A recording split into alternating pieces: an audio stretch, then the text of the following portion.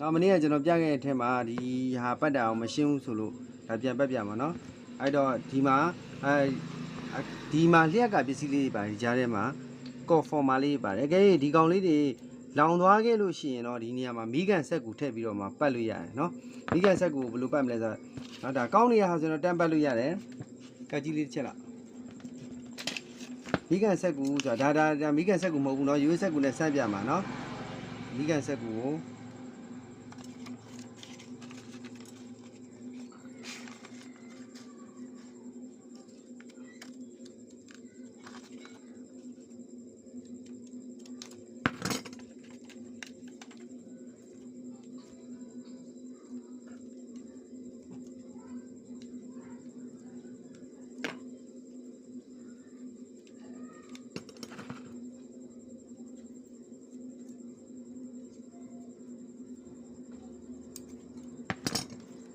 သူထက်နည်းနည်းရှည်ပေါ့နော်ဒီမှာရှည်လောက်လေး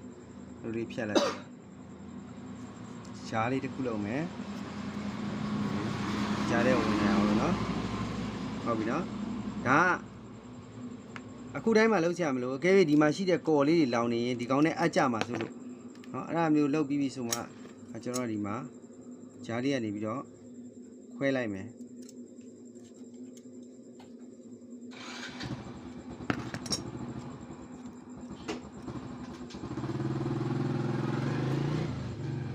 မီးကန်ဆက်ကူကိုဒီကြားထဲမှာဒီလိုလေးဖြစ်အောင်လုပ်ပြီးတော့မှပတ်လို့ရတယ်ဒါနမူနာပတ်ပြနမူနာပြရအောင်နော်ဆက်ကူဘယ်လိုထည့်ရလဲဆက်ကူထည့်စရာလိုလားလို့မေးလို့မလို့နော်ပြီးကြရင်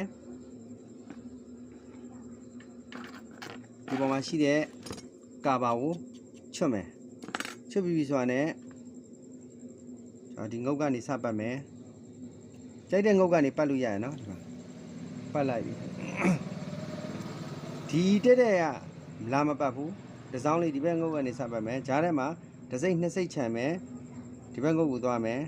ဟုတ်ပြီ sorry နော်ခဏလေးဥပမာဒီကောင်ပတ်မယ်ဆိုရင်ဟုတ်ပြီဒီလိုလာပတ်မယ်ဒီကျိုးနဲ့ဒီထဲကိုဝင်မယ်စက်ကူထဲကိုဝင်မယ်နော်ဟုတ်ပြီတစ်စိတ်နှစ်စိတ်ခြံခဲ့မယ်ဒီဘက်ကိုလာမယ်ဒါ၅ဘတ်ပြည့်အောင်ပတ်မယ်တစ်ဘတ်ပြည့်သွားပြီ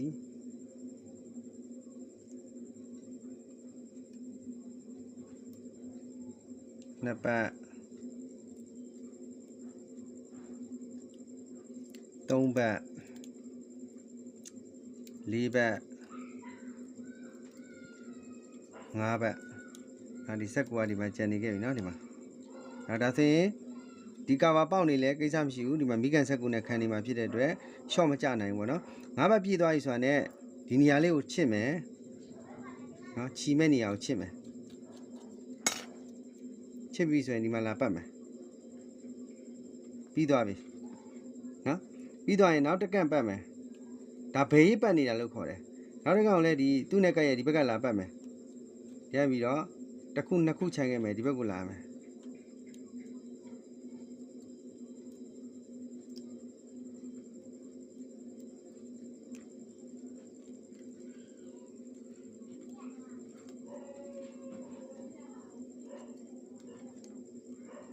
ငါးဘတ်ပြည့်သွားရင်နော်ပြည့်သွားရင်ဒီငုတ်မှာတစ်ခါလာချီမယ်ဒါကိုချစ်မယ်အဲ့တိုင်းပဲအစင်တိုင်းပတ်သွားရမှာနော်ဒီငုတ်မှာလာချီမယ်နော်ဒီဘက်ကပြီးပြီးသားဆိုတော့ဒီဘက်ကိုလာပတ်မယ်နော်နှစ်ခုချမ်းမယ်ဟုတ်ပြီလားဒီတိုင်းပဲပတ်သွားမှာနော်ငါးဘတ်ပြည့်အောင်ပတ်မယ်ဟုတ်ပြီနော်ပြည့်သွားပြီဆိုရင်တခါဒီဘက်ကမှလာချီမယ်နော်ဒီမှာကာဘာကိုချွတ်အောင်မယ်နော်ဓားလေးနဲ့ချွတ်မယ်ချွတ်ပြီးဒီမှာပတ်မယ်နော်ပတ်ပြီးရင်ဒီမှာကြည့်မယ်ဒီကောင်မဝင်ရသေးရဲ့ line ရှိတယ်ဒီ line လာမယ်နော်ဒီကနေလာမယ်ဒီလိုပဲပတ်သွားမယ်လေတစ် line နှစ် line ချန်မယ်မျက်စိတော့လဲမသွားစီနဲ့ပေါ့နော်ဒီမှာပဲ၅ဘတ်ဆက်ပတ်မယ်နော်၅ဘတ်ဆက်ပတ်မယ်၅ဘတ်နော်တကုတ်တက်ကန့်ကို၅ဘတ်ရှိပတ်သွားမယ်ပြီးသွားရင်လည်းဒီမှာကြီးချွတ်မယ်ဒီငုံမှာလာချိန်မယ်နော်ဒီလိုပတ်မယ်မုံရသေးတဲ့ငုံဒီမှာလာဝင်မယ်၅ဘတ်ပတ်မယ်နော်ဒီ ဒီမှာလည်း၅ဘက်ပြည့်သွားပြီဆိုရင်ကြီးချွတ်မယ်ဒီငုတ်မှလာမယ်နော်လာပြီးသွားရင်ဒီမဝင်ရသေးတဲ့ငုတ်ကိုကြည့်လိုက်ဒီဘက်ကမဝင်ရသေးဘူးဟုတ်ပြီဒီမှာလာဝင်မယ်1 2ချမ်းမယ်ဒီမှာ၅ဘက်ပတ်မယ်၅ဘက်ပြည့်သွားရင်ဒီမှာချီမယ်ကြီးချွတ်ပြီးတော့နော်ချီမယ်ဒီမှာမဝင်ရသေးတဲ့ငုတ်ရှိတယ်ဒီမှာဝင်မယ်နော်တစ်လိုင်း2လိုင်းချက်မယ်နော်ခြံပြီးတော့ဒီဘက်ငုတ်ကိုရောက်လာပြီမှာ